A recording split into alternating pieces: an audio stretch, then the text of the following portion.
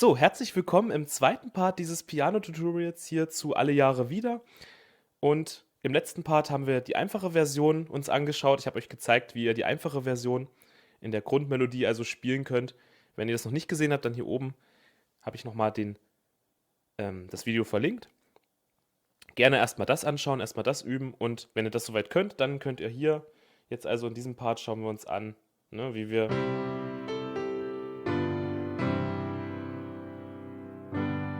das Ganze noch ein bisschen größer spielen.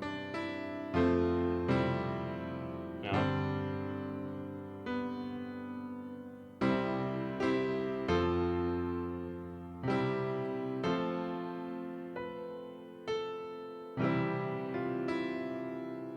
Und dann hier natürlich noch sowas hier. No? Das wäre jetzt so meine Variante. Ich erkläre das jetzt mal Stück für Stück, wie wir das Ganze machen, wie wir das systematisch hier aufbauen. Also, statt einzelne Töne zu spielen, wie im ersten Part, können wir jetzt natürlich erstmal auf der rechten Hand, ich fange erstmal mit der rechten Hand an, hier die Akkorde spielen. No? Das hier ist nichts anderes als C-Dur, ne? Das C ist zwar hier unten, aber das ist Teil des C-Dur-Akkordes. Also wenn wir hier anfangen, spielen wir eigentlich C-Dur. Das heißt, statt den einzelnen Ton des G hier zu spielen, spielen wir den C-Dur-Akkord, ja, am besten so, weil dann, oder so besser noch, ja. Ja, so ist eigentlich am besten, weil dann können wir hier oben noch, wir brauchen ja hier oben noch das A. Also wir schlagen dann C-Dur an als Akkord, dann würde ich das hier einzeln anschlagen und dann auch hier wieder den Akkord anschlagen, H, D und F. C, G-Dur. Das wäre jetzt zum Beispiel mal der erste Abschnitt. Statt den einzelnen Tönen spiele ich hier die Akkorde. Ja.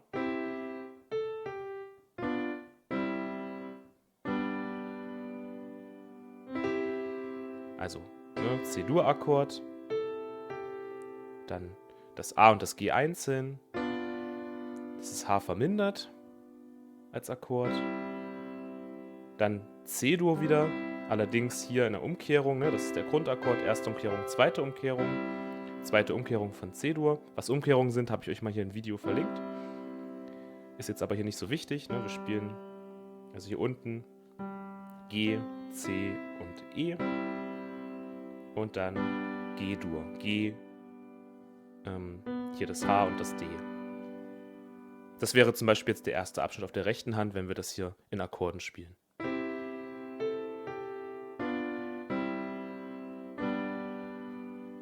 So, dann geht's weiter.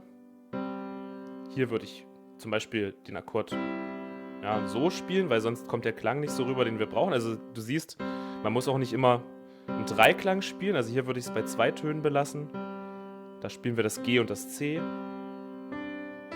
Auch hier wieder einzeln und dann, ja, da hatten wir hier in der einfachen Version, wenn du dich erinnerst, das F hier nur einzeln angeschlagen und jetzt schlagen wir das F hier im Akkord wieder an. Das ist auch wieder F-Dur, F-Dur, ja, in der ersten Umkehrung wieder.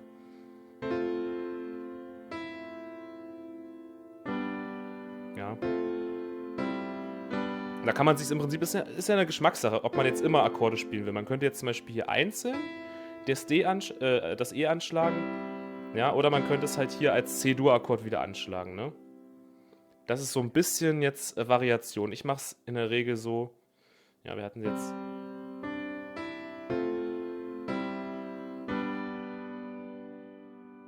dass ich das dann schon als Akkord nehme. Also das wäre der zweite Abschnitt auf der rechten Hand. F-Dur, C-Dur, G-Dur. Dann geht's weiter, wieder wieder C-Dur. Na, hier würde ich auch wieder die 3 Akkorde nehmen. Also C-Dur in der zweiten Umkehrung, C-Dur im Grundakkord, also ist beides C, ja, C-Dur, C-Dur, F-Dur. Das ist jetzt F-Dur in der zweiten Umkehrung, wieder C-Dur, F-Dur. Das erstmal, also eine ganze Menge, jetzt hier eine ganze Menge Akkorde, aber es ist nichts anderes als das hier, ja, bloß, dass wir jetzt halt die Akkorde dazu spielen. Wir spielen ja auch in der linken Hand C-Dur, ne? C-Dur-Akkord, F-Dur-Akkord, C-Dur-Akkord, F-Dur-Akkord, ja? Um das mal zu verdeutlichen. Das ist ja auch das, was wir hier als Begleitung in der linken Hand spielen. Das ist immer der Grundton, dann als Akkord. C-Dur, C-Dur, F-Dur, C-Dur, F-Dur.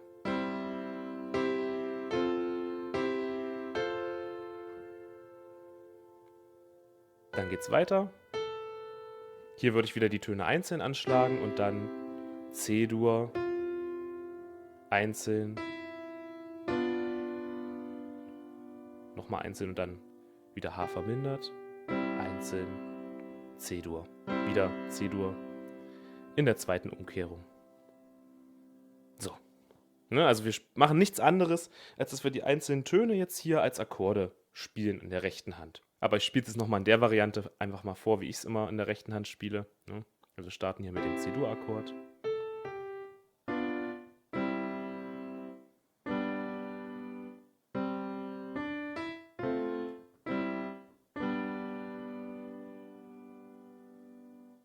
Und jetzt C-Dur, C-Dur, F-Dur, C-Dur, F-Dur, wir gehen runter, C-Dur, H vermindert und wieder C-Dur. Und jetzt zeige ich euch mal, was die linke Hand da noch machen kann. Die linke Hand kann man zum Beispiel erstmal genauso spielen wie vorher, wenn einem das schon so reicht. Ja, die rechte Hand füllt ja schon sehr viel auf mit den Akkorden, also man könnte dann einfach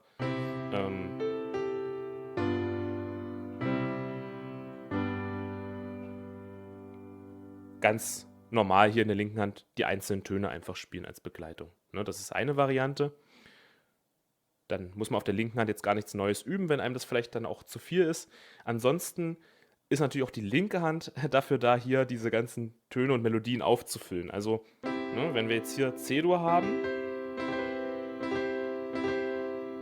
würde ja hier oben noch weitergehen eigentlich, beziehungsweise hier unten ist ja alles C-Dur, ja. Und du siehst, jetzt können wir natürlich mit der linken Hand hier die Akkorde auffüllen. Wir könnten einerseits in der linken Hand in der Oktave spielen, ja. Sowas hier machen, ja. Beziehungsweise muss man hier runtergehen, weil hier oben ist ja schon der Daumen.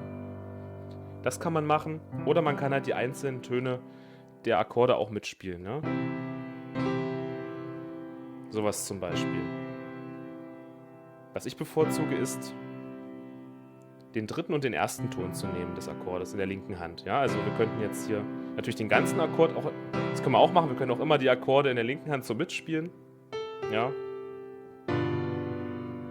Aber das ist mir schon wieder ein bisschen zu viel, too much. Also spielen wir es wie folgt. Wir spielen nicht alle 3 Töne, sondern nur den ersten und den 5. Ton. Also im Akkord natürlich, also den 5. Ton der Tonleiter hier, aber im Akkord den ersten und den 3. Ton. Ja? Das finde ich persönlich ein bisschen schöner, dann klingt das Ganze noch ein bisschen offener. Also statt C in der linken Hand schlagen wir C und G an. Ja? Und genauso hier beim G. Da nehmen wir dann hier nur das D. Ne? Das G und das D. Hier würde ich dann das C einzeln nehmen, weil hier haben wir ja schon hier oben das G.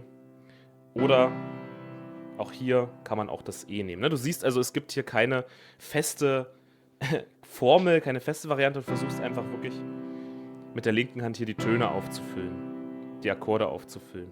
Ja, ich finde das ganz schön, dass ich also hier das C und das E nehme und hier haben wir dann dadurch den kompletten C-Dur-Akkord. In einem 5-Klang sogar. Also nochmal. Von vorne.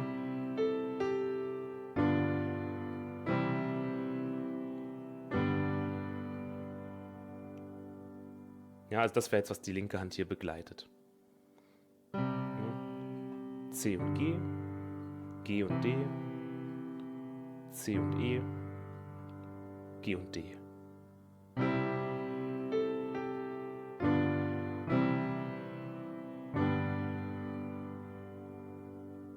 Dann geht's weiter Auch hier würde ich wieder, ja, wir haben hier das G und das C und auch hier würde ich wieder das C und das E nehmen. Das klingt, finde ich irgendwie sehr, sehr schön so. Schöner Klang. Rechte Hand alleine und jetzt schlagen wir hier F-Dur an und dann würde ich auch hier, ich würde natürlich das F anschlagen und hier würde ich es in der Oktave anschlagen, weil es sich vom Griff einfach anbietet. Ne? Wir waren hier, dann können wir es natürlich so sehr schön machen. Also nochmal. Und dann, jetzt würde ich das C einzeln nehmen und wieder D und G. Also nochmal der Abschnitt.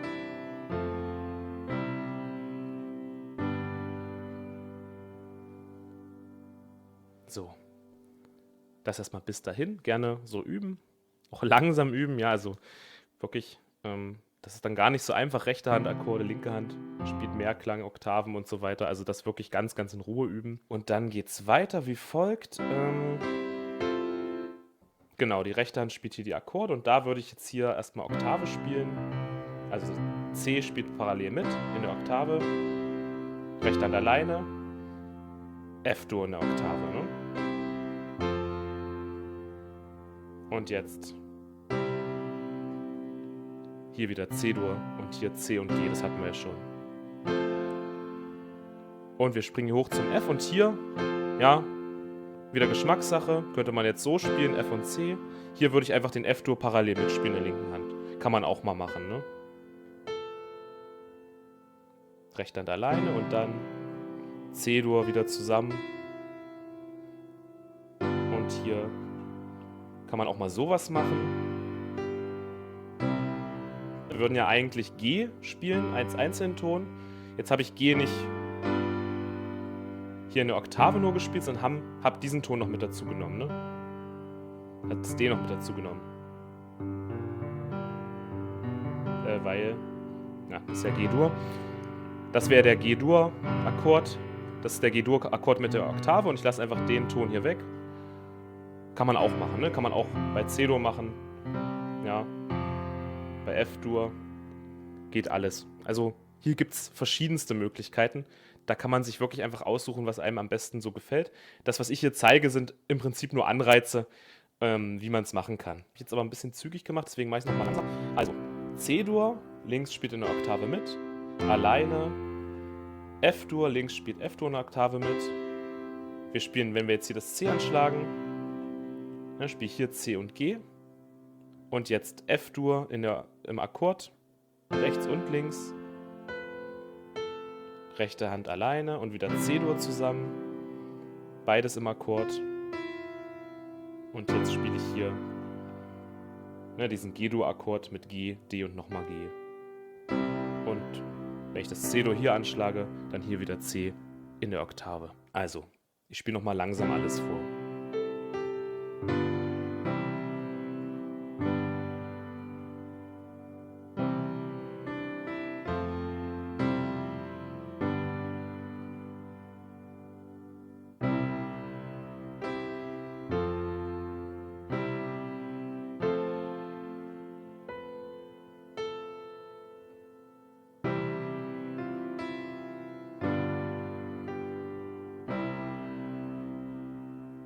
Das wäre jetzt also alle Jahre wieder hier in einer etwas größeren Variante, indem ich also auf der rechten Hand wirklich die Töne voll mache mit Akkorden und in der linken Hand Oktaven spiele, einzelne Akkordtöne zusammen, also Zweiklang oder halt auch in der linken Hand Akkorde mit dazu nehme. Oder sowas hier. Ja. Das kann man machen. Und ja, eine kleine Variation kann man noch einbauen, was ich auch gern mache, und zwar an folgender Stelle. Ich spiele nochmal von Anfang an, also ja, dann genau bis hierhin. So. Und jetzt bei folgendem Part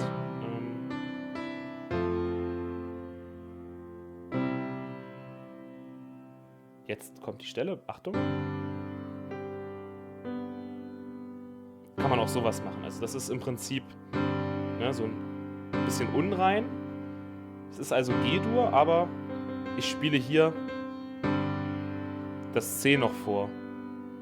Dann kann man also so ein bisschen Spannung aufbauen.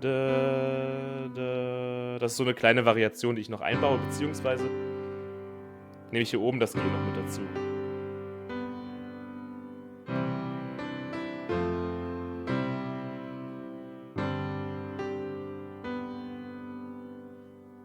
Also so eine kleine Spielereien, das jetzt nur mal als Beispiel, kann man da auch noch mit reinbringen an der Stelle.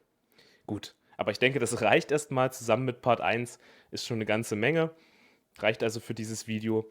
Probiert euch da mal aus. Es ist auch völlig in Ordnung, wenn ihr sagt, okay, das ist mir jetzt viel zu viel. Dann spielt einfach nur die einfache Variante, ne, wo wir auf beiden Händen einfach die einzelnen Töne nur spielen.